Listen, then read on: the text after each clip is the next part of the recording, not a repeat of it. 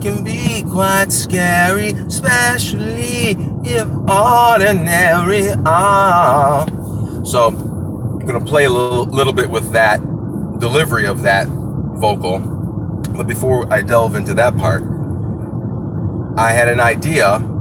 I heard a guy driving by in Fontana, California right now, near Rancho Cucamonga, and there's lots of Hispanic, Latin-based music coming out of the radios. Not loud, but just, different forms from the, traditional ranchero polka type stuff to just, covers of 80 songs to original rock or current pop standards. So anyway, I hear some, pretty... I don't speak any Spanish unless I'm around Hispanic people or people that are Mexican or different countries that speak Spanish. And they speak it, and after 2 weeks, it's fucked up. But you can speak Spanish in about a month if you're around Spanish people. You learn the basic words, trabajo, all the other ones. Work, ahora, ¿qué es? Where is? ¿Qué es ahora? Where is your work? I already figured that out. Anyway. But not going to delve into that. Spanish is a great language. You need to know it pretty much in Southern America. Okay, so for this song, living life can be. I might start off with a softer consonant instead of like, yeah, even life can seem quite scary, especially if ordinary. So when I'm singing that, even life can be quite scary. You can repeat the verse one sentence or measure later, and it'll still fit in. So instead of having the echo, oh, that's cool. Instead of having the echo, like I'll sing it in English. Instead of having the echo in English, have it from verse 2's echo from Spanish. So in verse 2, I'll sing the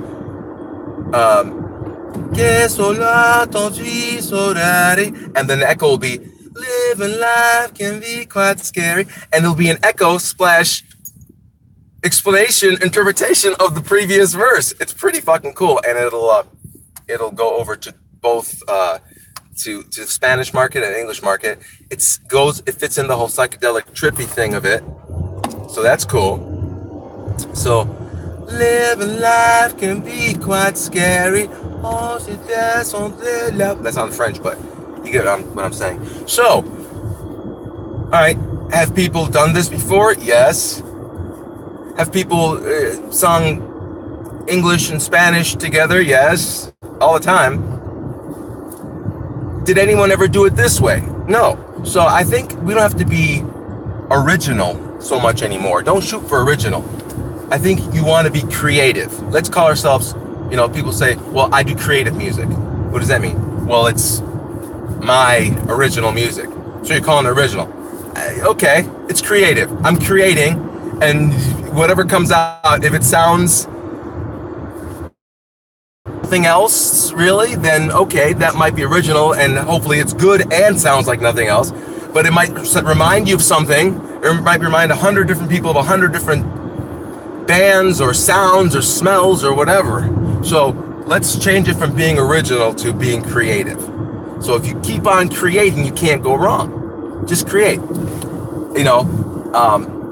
There's a big difference between a imitation, like a good imitation, like a tribute band or a impersonator.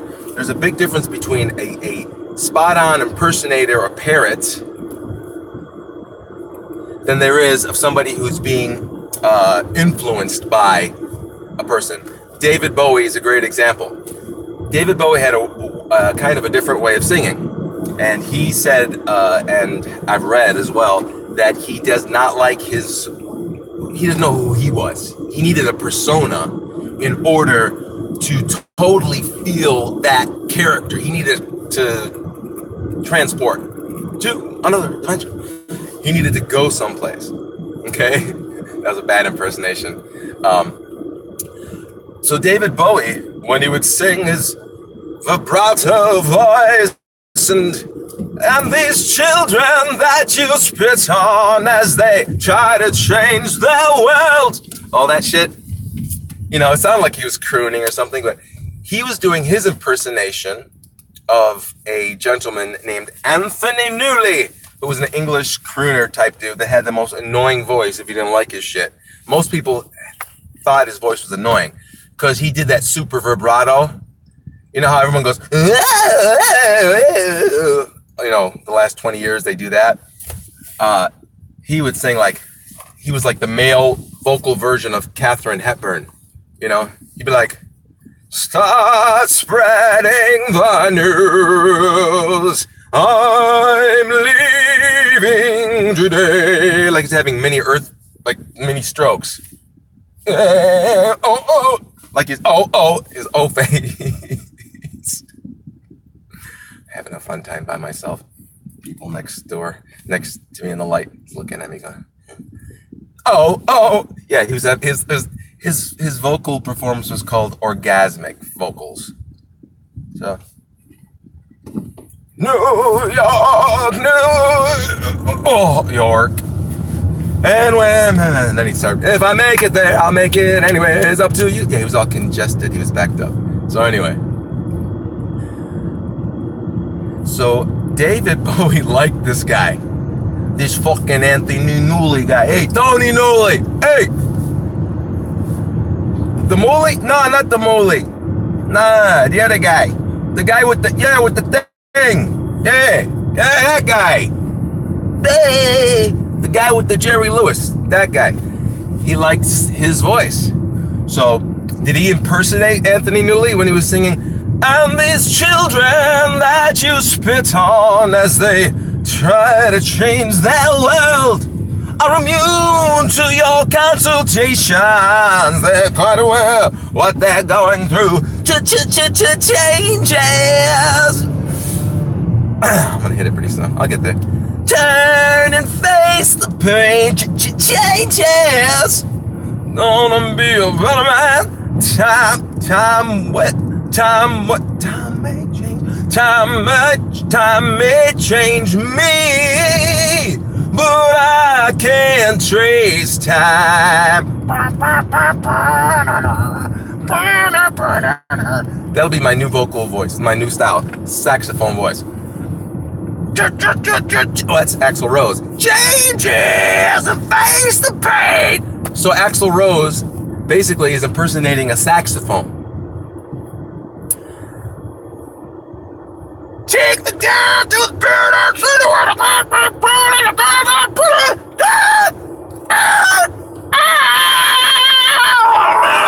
He's like a saxophone guitar, saxophone harmonica. Yeah. There was somebody I was listening to the other day, and their voice was fucking just cut through. I forgot who it was. Anyway, so David Bowie was influenced by that kind of voice. People refer to that, my little China girl. My little China girl. I feel your heart beating loud as thunder. See there, whether it's not that great of impersonation, I'm impersonating David Bowie. So they call that Bowie voice. It's him doing Anthony Newley, but it's him not impersonating him, being influenced by Anthony Newley and his impression of it, which is mixed in with David Bowie somewhere and other people that he knows. So when I think of David Bowie, my David Bowie comes like this. Let's see. I don't want to be spot on David Bowie. I want to be David Bowie-ish. So those should be cues. Like, make this part Beatles-ish. Make this part Prince-ish. You know what I'm saying? With the, all that shit. Make this part Stonesy. Like, little, like it's kind of just meshy. All meshy. The music's kind of like just floating. It's not really together, but it's all there.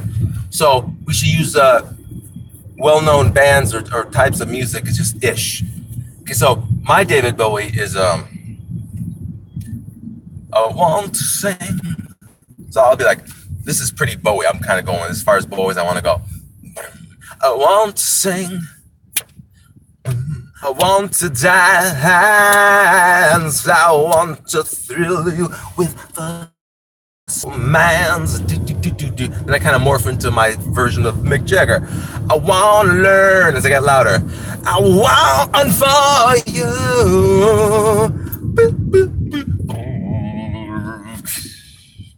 Living life can be quite scary. So this is kind of my Mick Jagger. It's easier. I'll give it to Bowie. It is easier to pretend to be someone else or to put on the mask.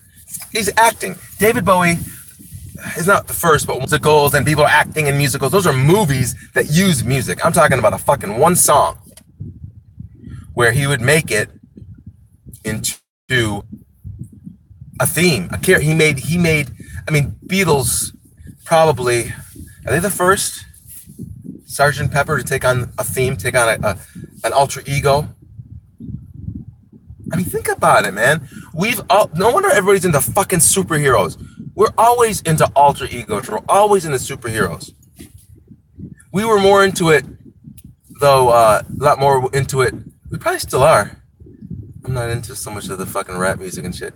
But, God, so the Beatles became, I mean, they were, first of all, they were four regular dudes that had names. John, Paul, George, Ringo, that's who they are. Then they became alter egos that became the Beatles. Then when they became the biggest motherfucking thing they could be in music and maybe pop history,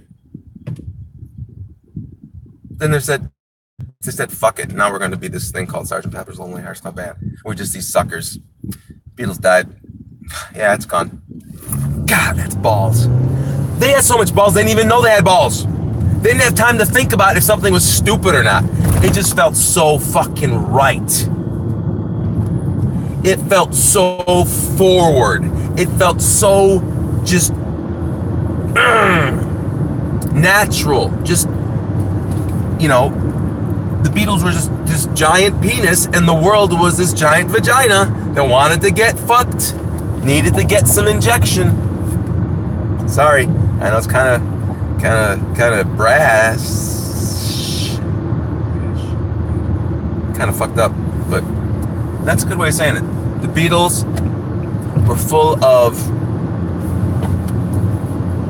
ideas and forward thinking, all that idea semen, and the world was just this imploded cave of destruction following World War II, and then Korean thing, and then the Cold War that basically dictated all of the world, because back then China wasn't really anything. They were this threat that might be there. Japan was just starting to build up. They were nothing. The world was America and Russia, and Europe was this kind of bitch in the middle. So we had all that, and then Kennedy comes up, was going to change things, and everything's civil rights, and everything's looking up, and then they shoot that motherfucker. Month and a half later, Beatles hit 70 million televisions. I don't mean 7 million like today's 7 million, where people just are liking something, or they kind of maybe are on that channel but didn't watch it. I'm talking about 70 million fucking people looking at the same thing at the same motherfucking time in America, when there's only 150 million people here. 70 million, half of everybody you know, everybody in the world was looking at the same time. That's an explosion. That's a goddamn, what is that? It's a meteor. That's an event. That's like something everybody in America, half people were sleeping, half people up, and they saw this big, huge explosion in the sky. Everybody in America goes, half everybody in America goes, yeah, I saw that. The explosion last night? Yeah, I was in Maine. Yeah, I was in fucking California. I was in Washington. I was in Florida. Yeah, every other person saw it. Imagine that. You come out, and then you have not even a good song. You have a great song. Not even a great song. It's a song like a song no one ever heard before. Call it old now, whatever. So what? The Model T's old. Model T's to fucking rock. I don't love I Want to Hold Your Hand. I don't love a lot of the older Beatles songs. But you have to admit what they are. I don't love Prince's songs. I think Prince is a genius, but I don't love any of his songs. I love a Morris Day song more than I love a Prince song. You know? Maybe Purple Rain. But I don't like his sound. I don't like Prince's sound. It just sounded like thin to me. Rick James, Give It To Me, Baby, to me is fucking gives me chills more than any Prince song. So, but Prince is a genius. Prince is up there with like the top 10 musical geniuses with Mozart, Beethoven, Prince, maybe Paul McCartney because of the songwriting. But prolific people. Bob Dylan, if you want to bring in lyrics and you want to bring in poets and writers and William Shakespeare. Bob Dylan's with William Shakespeare. Sorry, he is. Do I love his songs? No. Do I like his sound? No. But you got to respect what the fuck he did. So you got to respect that Beatles come up and they do I Want to Hold Your Hand. Ding ding ding ding ding ding ding ding ding. These four guys screaming, having fun, saying fuck everything. We're to fucking rock and take all your fucking daughters. They took everything. The Beatles. Oh my God. Oh my God. And that's when there was no fucking disease. Wait, if you fuck too many hookers, excuse me, you might have to go get like some penicillin maybe. I don't know if that's what they did back then. But imagine 1964, 65, 66 American, let's say young ladies, 18 and up, of course. God damn it. So, not only that thing that one out of every person and every other person in America, that explosion, that fucking explosion, not only did that become witnessed by half the people in America, it became witnessed by basically most of the teenage boys and girls. I would say out of the 70 million, 50 million were teenagers. Serious. And they were paying attention. 25 million girls of record buying age, concert going age, 25 million girls just became your customers. Not only did that thing blow up and 25 million girls saw it, they want to marry it. They want to have 10,000 of its babies. They want to go to its planet. This alien that's just 25 million girls out of that 70 million, and their mothers, half of those women too. So add another 10 million on that. 35 million women instantly became, you came on their radar. You're on their radar. You're big on their fucking radar. Wow. That's when music was dying. The record sales a little bit after Elvis, and Elvis got all sappy with his movies and all that bullshit. And the Beach Boys are great, but it was just, everything was kind of light. The Beatles come out and they open up the door for the Stones and the Who and the Animals and the Kinks and then later on Zepp and then that's all just the English music. American music didn't start taking off until the 70s. The American Revolution was in the 70s for rock. 60s was the British invasion. America kind of stood its ground and fought back in the 70s. 80s, we went back in the beginning to new music and new wave, and that was all British influence, basically. And then in the middle of the 80s, heavy metal started taking over. And then that morphed into death. Then out of that came, grunge. I gotta go for a second. I don't know where the fuck I'm at.